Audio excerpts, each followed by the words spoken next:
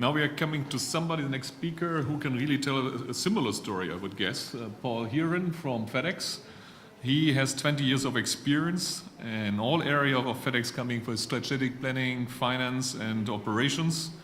He was since 2001 Vice President and in charge for Postal Transportation and Customer Engineering. And customer engineering sounds quite strange for me, but at least it looks like that you have a special team investigating that the customers are satisfied. And this way, I think this is a great stuff for sharing with us your experience in this market change out of your perspective, but also what you have learned from the customer. Welcome, please, Paul.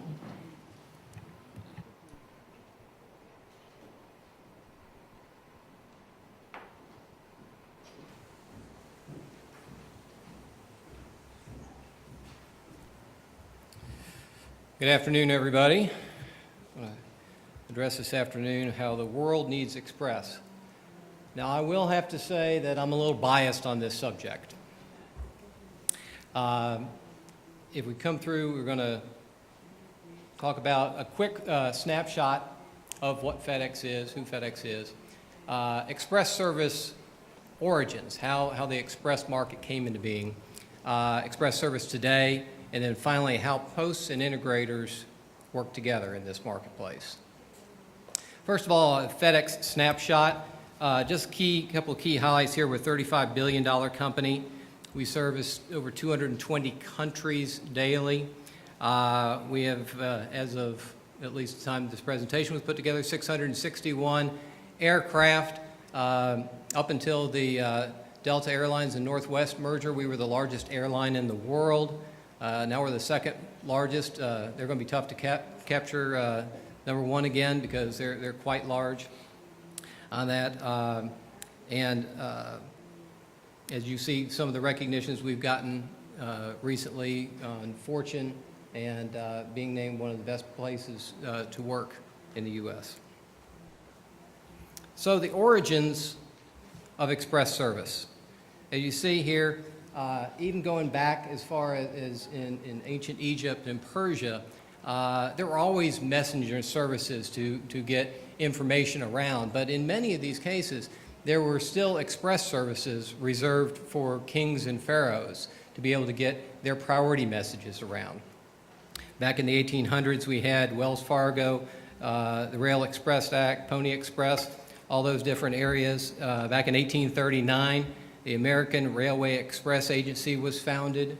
In 1917, there were 7 rail express companies in operation within the U.S.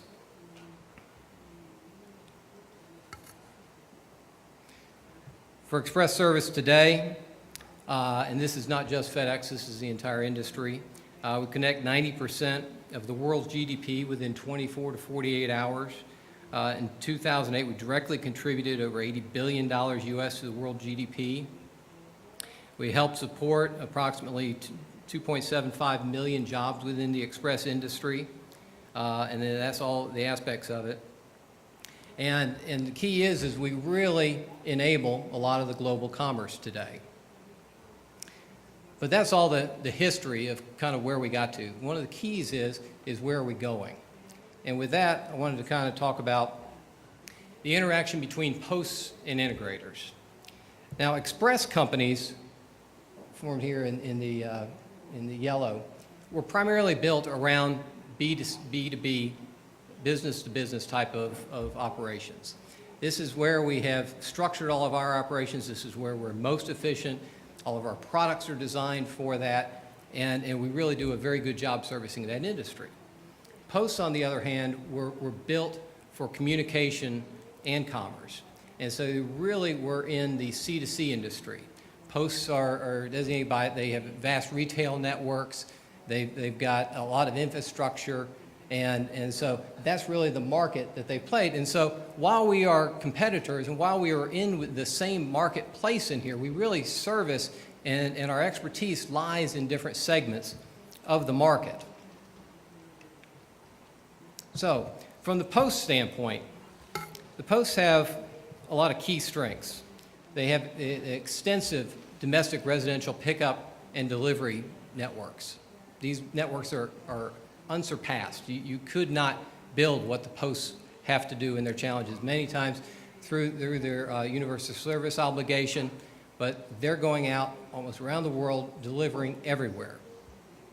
They have unparalleled retail presence in most places. In the U.S., we've got 37,000 post offices and delivery points in there. There's no way that a private company could afford to put up that type of network. It was mentioned earlier today about a strong national brand. Posts around the world almost exclusively have a very trusted national brand in there. And the final point is that they have ease of use. Given that posts were built to be able to handle the commerce from everybody to everybody, it had to be very easy to use on that point. And that is a key differentiator for the posts.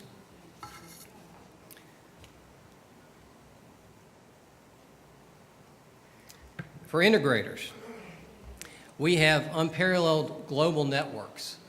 The air rights in the aircraft alone would be extremely difficult, if not possible, to replicate at this point. We have a strong international portfolios that while a lot of the integrators started as domestic companies, we've quickly grown into international companies with strong global brands, and we've designed a lot of our products around meeting the needs of global business.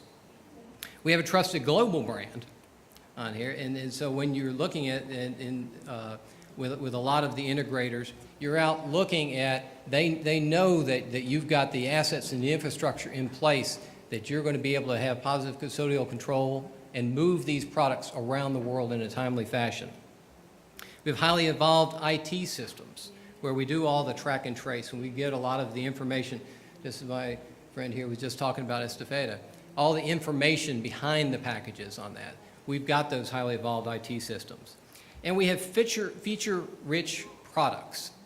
So we've come in, just like the last presentation, where we've got time-definite delivery, and we got full track and trace, and we have a lot of the features that businesses demand and also pay for on that.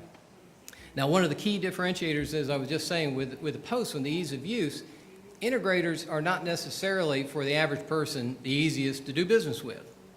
When you have just the consumers coming up, number one, you've got to find where our retail locations are. We try to be in as many places as possible, but it's nowhere near what the posts are able to be. So we try to come in and make it easy to do business with us, but quite frankly, we are built for the larger shipments and the business shipments on that. So where are we going from here? Well, as we heard earlier today in a number of the different presentations, a lot of the growth in this industry is really coming from going to be in the B2C marketplace. Now, the posts currently do participate in the B2C marketplace, as do the integrators. But the key may be, while our strengths lie in different segments of that, together we can provide an extremely strong value proposition of putting some of the best features of what the express industry has and what the posts have to really drive a very strong value proposition and help enable a lot of the global commerce.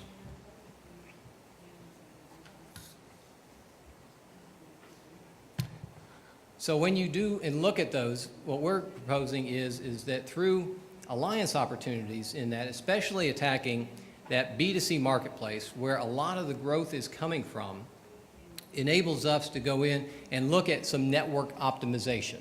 Okay, and what I mean there is to come in and say, what are the best things that posts can do relative to whether it's a first mile aspect or a last mile aspect of that, and utilize where they are best. What are the best places where an integrator can do, whether it be transportation networks, sortation, information systems, and those type of things, and put the best of all those elements together to provide a value to the consumer. With that, you get unmatched access, you get extremely strong international and domestic brand recognition.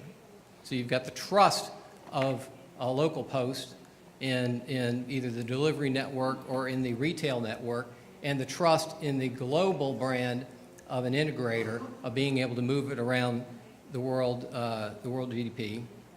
And you get a full service offering through this. So in conclusion,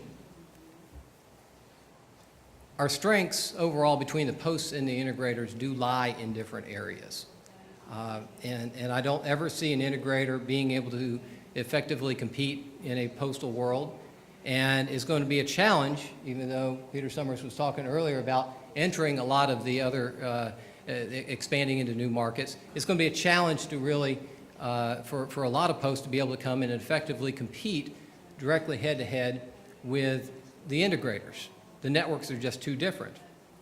But through alliances, both posts and integrators can come together and provide some really strong value propositions within the global market to attack the fastest growing area of the market. The world still needs a secure, reliable, and efficient delivery network, and it especially needs that in this growing B2C marketplace. Because in the B2C marketplace, you don't have, you're having to enter into a lot more trust in that, because you've got a piece of commerce here, and this is still in its infancy. It's growing, it's been growing, but this is where the true growth for the future lies. And together, the posts and integrators can meet that need. Thank you very much.